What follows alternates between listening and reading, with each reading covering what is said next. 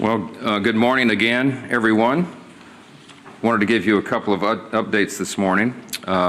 Yesterday we assembled here and I went through what I would summarize as 6 simple truths about the shutdown. I started with the background, a review of how we got to where we are, and then talked with you about the Democrats' counter-proposal and some of the absurd things that they've been demanding to reopen the government. And then I gave you an update on the current status. We did some questions. Well, sadly, that status has not changed. As you know, last night, the Senate Democrats, the same group, voted again to keep the government closed. So that was their 5th vote to shut the government down on the American people. It is regrettable and sad, and real pain is being felt by real people because of these political shenanigans. So today, instead of the 6 simple truths, I'm going to give you 5 key facts, okay? And then we'll do some questions. I'll be more brief today. I do think it is incumbent upon us to mark the tragic anniversary of October 7. And I'll just say just a very brief word about that. There's a lot that could be said. But there are protests right now around the country and around the world against Israel. And it makes no sense. We have to remember what October 7th marks. It was a massacre. You had 1,200 people that were murdered, many of them tortured and raped. I mean, just the most heinous crimes.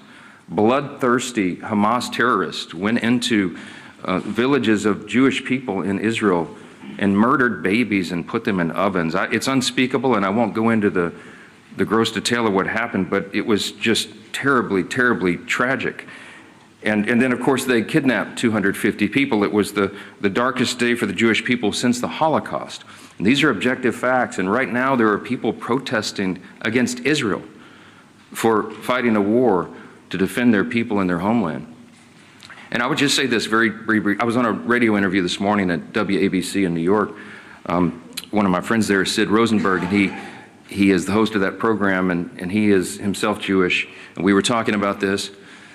And we were talking about the good versus evil thing, and he said a lot of Jewish people today are dejected because they see these protests around the globe and against the wrong side. And I just said to Sid, and I'll read it to you, I brought my Bible in here this morning. Let me just I said, Sid, I'm always comforted by this passage in the Psalms, the Old Testament, the Christian Old Testament, but this is the Psalm of the Jewish people, the Psalm of David, Psalm 37.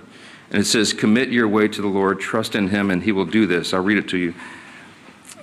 Trust in the Lord and do good, dwell in the land and enjoy safe pasture. Delight yourself in the Lord, and he will give you the desires of your heart. Commit your way to the Lord, trust in him, and he will do this.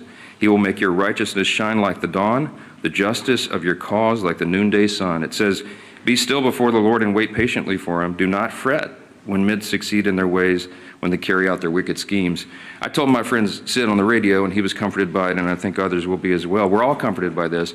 I know that the God of Abraham, Isaac, and Jacob is fully in control. We'll let that rest there. Let me talk about the shutdown here real quick, and I promised you just 5 fast facts, 5 key facts, okay? I'm going to start with Leader Schumer's record, because he is leading the opposition, and he is the one telling the Democrats to keep the government shut down. Chuck Schumer has been in Congress for 44 years.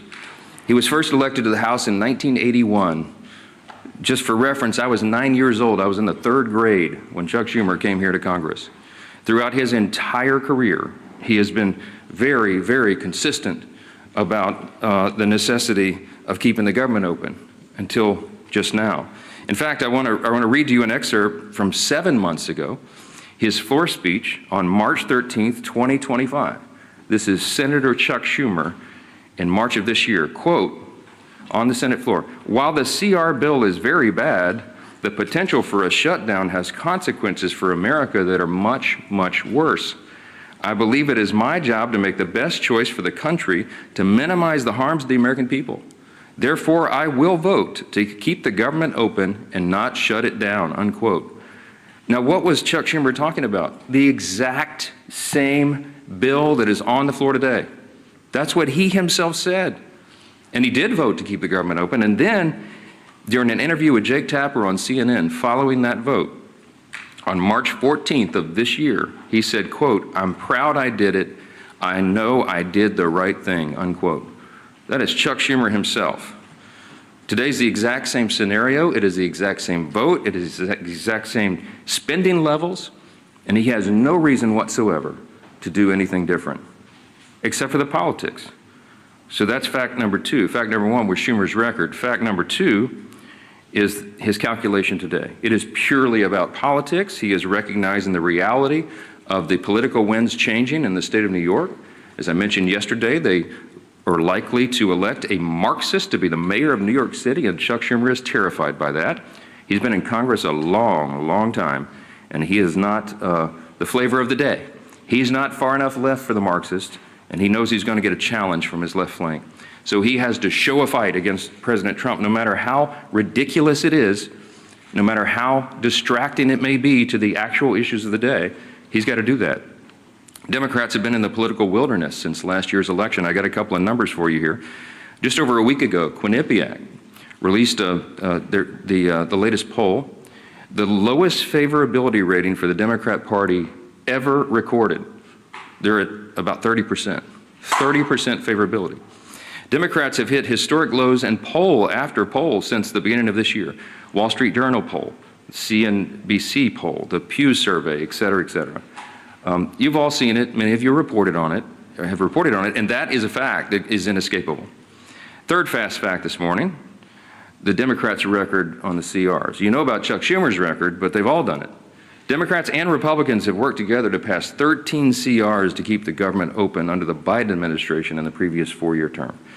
Democrats supported every CR close to unanimously in the House and the Senate. In fact, their average is 99%. 99% of the Democrats who are voting no right now voted yes 13 times on the almost exact same, word for word, very simple CRs to keep the government open. But they won't do it now. The fourth fast fact this morning is the actual cost of the Democrats' CR counterproposal. I showed you all the graphics and all the evidence, and it's still there on my website at speaker.gov. You can go and see. The Democrats' counterproposal, what they're demanding to reopen the government and get it working for the American people again, would result in nearly $200 billion being spent on health care services for illegal immigrants and other non-citizens. It's enough to fund the entire children's health insurance program, $200 billion. And that's just part of the $1.5 trillion in new spending that they want to hoist upon the American people for big liberal wish lists in the middle of a very simple 7-week stopgap funding measure to keep the lights on. Fifth fast fact, and I'll take your questions, the cost of the government shutdowns for real people. So this results in crippling economic losses right now. These are the latest numbers. We've been assembling these, and I'm sure many of you all have been reporting on it. Each week the shutdown continues, it will wipe out an estimated $15 billion in our gross domestic product in our country. A month-long shutdown would mean not just 750,000 federal civilian employees furloughed right now, but an additional 43,000 more unemployed Americans across the economy, because that is the effect, the ripple effect that it has in the private sector. You could go state by state, and we could have charts and graphs this morning and show you what it's going to mean to every state. But what the shutdown means in the state of New York, for example, that's Chuck Schumer's state. The impact there is a decline of $1.2 billion per month in GDP. That is the pain that is being wrought. And I, again, have to mention that when you shut down, as they have, women, infants, and children nutrition programs, veterans health services, the disabled, the elderly who receive health care at home, all these programs are now being shuttered because the funding streams have stopped. We have troops, we have Border Patrol agents, TSA agents that are all serving, protecting all of us, protecting the country without pay right now. Real hardships for real families. And it cannot drag on any longer. We are pleading with the Democrats in the Senate to do the right thing. The Republicans are united 100%, and we have proven it with our votes. The President, the Republicans in the Senate, and of course the Republicans in the House have done the right thing. We have all advocated to keep the government open. We have all voted repeatedly over and over to keep the government open. And it comes down to the necessity of 60 votes in the Senate. We only have 53 Republicans. And so we have to have a handful of Democrats who will wake up and do the right thing and stop inflicting pain on the American people so that they can score political points. I'll take your questions. Yes, ma'am. Hi. Hey. I would like to know, do you think all those federal employees will receive the back pay if they keep their job? And then also, we saw in the Democrats' CR almost $500 million for PBS and NPR, $174,000 in death benefits to those 3 Democrat lawmakers' families who recently passed away, $437 million for the European Bank. Could you also comment on those 3 provisions too? Yes, I mentioned in the counterproposal, the CR for the Democrats presented, it's $1.5 trillion. And if you go through it, and we have, and you analyze what it is they're requesting, it's a list of absurd priorities. They know that we could never do that and would never do it because it's wrong. For example, they want to give $500 million back to the Corporation for Public Broadcasting. In the One Big Beautiful Bill, we eliminated that line. We don't believe that taxpayers should be funding biased news organizations and subsidizing their operations. That might have made sense 30 or 40 years ago, but you don't need that service anymore. Look how many media outlets are present in the room this morning. Media and information is ubiquitous. It's 24/7. It's live all the time, and it's on the internet. We don't need taxpayers funding that, and they were all left-leaning, biased organizations. We're not doing that again. And some of these other priorities that you mentioned, there are many that we could list that are just outrageous. It has nothing to do with the current proposal to keep the government in operation for 7 more weeks so that we continue the appropriations process. We're trying to fund the government, and you need Republicans and Democrats to work together to get that done. With regard to whether the furloughed civilian employees of the federal government will receive back pay, it is true that in previous shutdowns, many or most of them have been paid for the time that they were furloughed. But there is new legal analysis. I don't know the details. I just saw a headline this morning. I'm not read in on it, and I haven't spoken to the White House about it. But there are some legal analysts who are saying that that may not be appropriate or necessary in terms of the law requiring that back pay be provided. So I'm sure that'll be there will be a lot of discussion about that. But there are legal analysts who think that that is not something that government should do. That, if that is true, that should turn up the urgency and the necessity of the Democrats doing the right thing here. Even more pain, more than I just listed for more people. So we got to figure it out. Back row, yes, sir. Speaker, you've spoken repeatedly since the shutdown began about the impact on FEMA, the National Flood Insurance Program. Talk about how you're from a hurricane state. If this is a priority for you, why not bring the House back and vote on a reauthorization for NFIP or for WIC or troops pay or all those things for that matter? Well, there's a lot of issues that we need to address, and we work on flood insurance, the flood insurance program all the time, those of us in hurricane states. But the work of the House has been done, and we have to get the Senate to reopen the government so that we can come back and handle all of these very important end-of-the-year issues. There's a lot of things on the table. FEMA has sufficient resources right now to do that. We do have to extend the flood insurance program, annually, effectively, to make sure that it's there, but we'll do that. We'll do it in due course. There's a lot of end-of-year issues that are being conflated with this very simple issue of keeping the government open. And that is the first and most immediate priority, and we must use every leverage point we have to force the Democrats to do that. And that's why we're handling the schedule the way we are. Yes, sir. Yeah. Thanks, sir. You've talked about Leader Schumer's record with regard to continuing resolutions. Your record, you voted against continuing resolutions in the past, including when Speaker McCarthy was the Speaker. How do you explain your stance now versus yours previously? Yeah, different circumstances, different times. When we did CRs in the past, you had leverage points of things that when the Democrats were trying to put their partisan priorities in, we were trying to use whatever leverage we had in the minority to take them out. Very important distinction right now. We did not put in Republican priorities in the clean CR. I could have put some of our priorities or poison pills or things that Democrats had done in the past to us. We didn't. And that's why there's nothing to negotiate right now. People say, why aren't you negotiating? I don't have anything to offer. I can't go to a clean CR and say, let me pull off the Republican priority and make it more palatable for you, because we didn't add that in. It's simply a status quo continuance.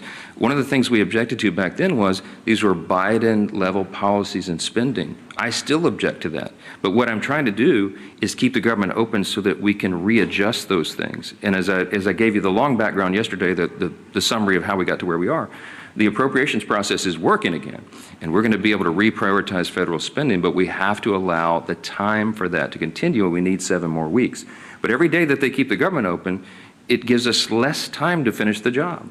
I'm talking about when McCarthy was the speaker and you guys had the majority in 2023. Yeah, well, we had divided government as well, right? The Democrats were, Chuck Schumer was over here negotiating in the Senate, and that's what's so ironic about it. When we were in the Oval Office, Chuck Schumer looked the president in the eyes and said, I've always been very fair. I've always allowed the Republicans their priorities. And I just looked at him like, oh, what? I'm sitting right here. I was the guy you were negotiating with. I called him at the 11th hour, I remember very vividly, and asked him not to put in a terrible poison pill that was a big Democrat priority that is outrageous to the conservatives.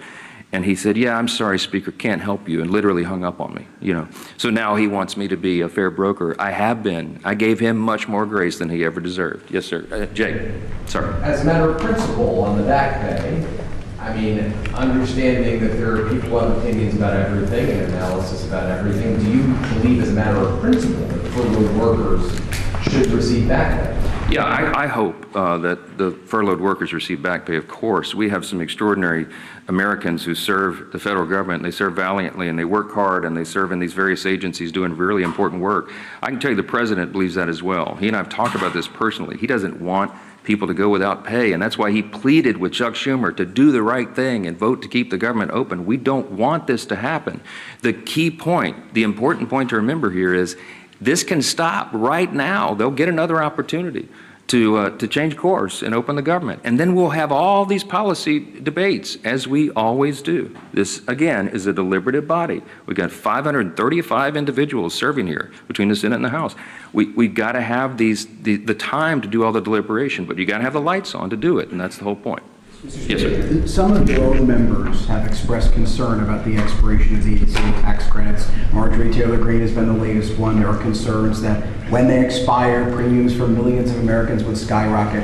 Why not begin negotiations on that issue right now? Because the government is closed, and as I mentioned, that's a December 31 issue. There are lots of conversations and deliberations and discussions right now, even bipartisan amongst members, about necessary changes that would have to be made, pretty dramatic changes, to even have that considered on the floor. But look, I'm not going to forecast the outcome of that. The whole point is you keep the government open, and then we have those discussions. We were always planning to have those discussions in the month of October. That's how the process works. And this is a very complicated issue. It's not a simple one. And you have, as I mentioned, there's probably 400 different ideas on the table of how to modify, change, or improve that if it is indeed going to be extended. And there's lots of concern all the way around. But there's no way that if 4 of us can go in a room and just snap our fingers and say, oh, here's the solution, let's get it done. We haven't had time to do that. And so we will. But we have to get the lights back on and get everybody here working again in their committees, through their processes, and on the floor in order to have fruitful conversations about that. So we hope that we'll do it. Yes, sir. Congresswoman Greene specifically said that Republicans do not have a plan to deal with health care. Congresswoman Greene does not serve on the committees of jurisdiction that deal with those specialized issues, and she's probably not read in on some of that because they've still been sort of in their silos of the people who specialize in those issues. When we get the conference back and when everybody's back together, we'll go through a lot of that. I mean, I've spoken personally to a number of members in the last 3 days, Republicans, from the most conservative member to the more moderate member, with their various ideas on that. There's a lot of work that's been done on that. It's implied as if this has been some sort of ignored issue. It's not that at all. Okay, but everybody's entitled to their opinion. I mean, not everyone knows everything. Congress is a very complex organization, operation, institution with lots of things going on in lots of different areas of committees of jurisdiction. And no one member has read in on everything that happens because that would be an impossible amount of information. Yeah, let me go front. Yes, President Trump yesterday expressed a willingness to work with Democrats on the health care issue.